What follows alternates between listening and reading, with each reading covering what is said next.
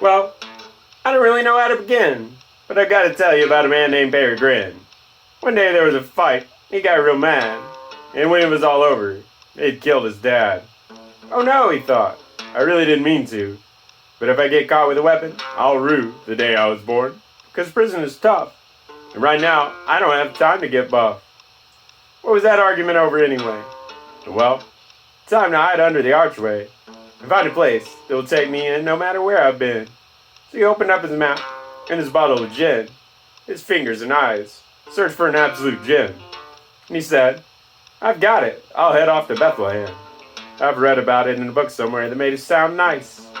The only downside is that when I get there, I'll have to sell all my dice. When the ship made its departure and started to dock, Perry Grin fell off and was greeted by a man in a frock. There's sure around here a whole lot of preachers. Maybe they'll turn out for me to be good teachers. He began to learn all the tricks of the trade and rules of the road and the ways of the blade. One of the monks asked him if he had a Lord and Savior. No. Well, that explains all your misbehavior. What have I done that wasn't in line? Well, for one, you stole all the church's wine. That's no big deal, said Perry Grin in a voice so shrill that the monk could no longer write with his quill. The monk said, let me tell you about a man who forgot to cut his hair. He turned over tables and did what others wouldn't dare. So the authorities said, hey, I found a real nice tree. And they stuck him up there without even a plea. Look, Perry Grin said, you got me persuaded. If you'll stop talking soon, I won't feel so invaded. So it's a deal then, said the hungry priest that skipped lunch. That you would be convinced by this, I'd had a hunch. So Perry Grin did the normal thing and was submerged, in order to quell the feeling that had been urged. There's something about people when they turn like this. They trade this world for some imaginary bliss. So Perry Grin wore his collar pretty well. In the monk's house, he'd started to dwell, telling the people the good news is all he'd do. At first he avoided judgment like it was taboo. Then he decided he needed to turn up the heat a bit. All the sinners around him would yell, hey man, just quit. He'd reply, you'll be sorry when the stars fall from the sky. Though others thought this sounded like a moon made out of pie. One of them finally said, hey, didn't he kill a guy? And Perry Grin realized he'd been left out to dry. The security guard came by and said, let me see your hands. And he drilled holes in them like the Bethlehem plans. Poor Perry Grin was thrown directly in the clink. It wasn't all bad though. They even brought him a shrink. The cigar puffing guy asked him what the hell's going on. While the diagnosis was being given, Perry Grin let out a big yawn. It was time to bring him up in charges of homicide. His mother showed up, and she was all teary-eyed. I should have done better, she wailed at the top of her lungs. I should have listened to all the signs and symbols of the jungs. The judge pathetically laughed, realizing it wasn't his job. He'd only decided to do this so he could rob. Perry Grin's defense was that everything would be fine if he could Lazarus. The judge admitted this would be something he could discuss. Everybody hates their father ever so slightly, said the eugenist, with fake science shining so brightly. Perry Grin upset the proceedings by trying to cast a spell. The judge tiredly wandered back into his private hell. You're free to go, Perry Grin said to himself, assured that he was finding himself feeling his safety and his freedom secured. When he saw the media waiting outside for an interview, he ran towards him and said exactly what he knew. The priest said, oh boy, where's your good old humility? Remember when he used to believe in a thing called gentility? The priest was shocked when Perry Grin prepared his answer. He started pulling out scratched eyeballs at this new cancer. Get out of here, please. O Henry, thou art banished. That's fine, was the answer. I just need all your bread. The wheat man sadly knelt down to mourn his losses, and Perry Grin sold to the shrink all of his crosses. Very soon Perry Grin, well, he was set to roaming. He quickly acquired a wolf that at the mouth was foaming. He would go anywhere that wouldn't reject his passport.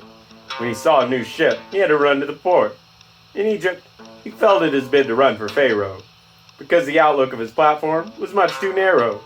In Turkey, he was told, up this road you shall not go, and if you do it again, we're gonna have a row.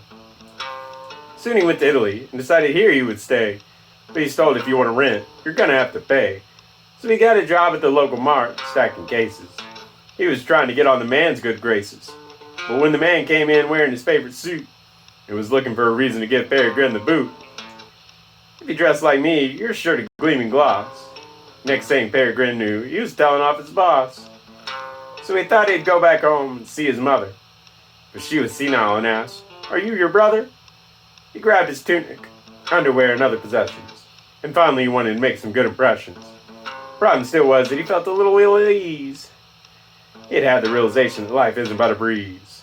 When he ran into an old friend, he tried to accurately explain where and when and how his life had gone down the drain. His friend said, "I'm married now. I don't have time." He no longer was the man he was in his prime. "I'll have you committed if you ever come back here." "Whatever happened to non-violence?" was the sneer. "That's not the kind of talk to get you anywhere."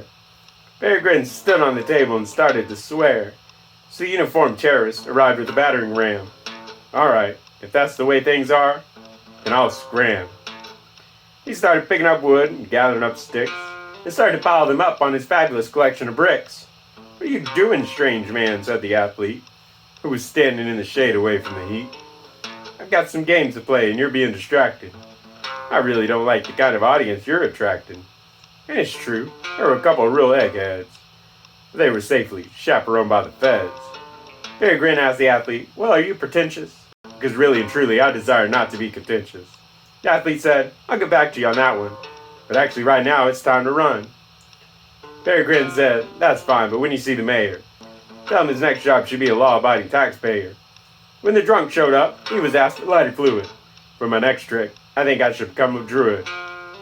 Higher and higher Perry Grin's pile went, until he could have climbed in it as a tent. The crowd strolled by and faced abject confusion, because the meaning of this was all an illusion. This is when Perry Grin preached to those who'd hear. "Play the old stuff!" And the crowd came in unkind jeer. I'd lived a life that was surreal and fantastic. To finish it off, I must do something drastic. Perry Grin lit his pyre on fire. All of the sounds of an aging singing choir. When the skeleton had been burned away, the shrink was looking for another soul to betray.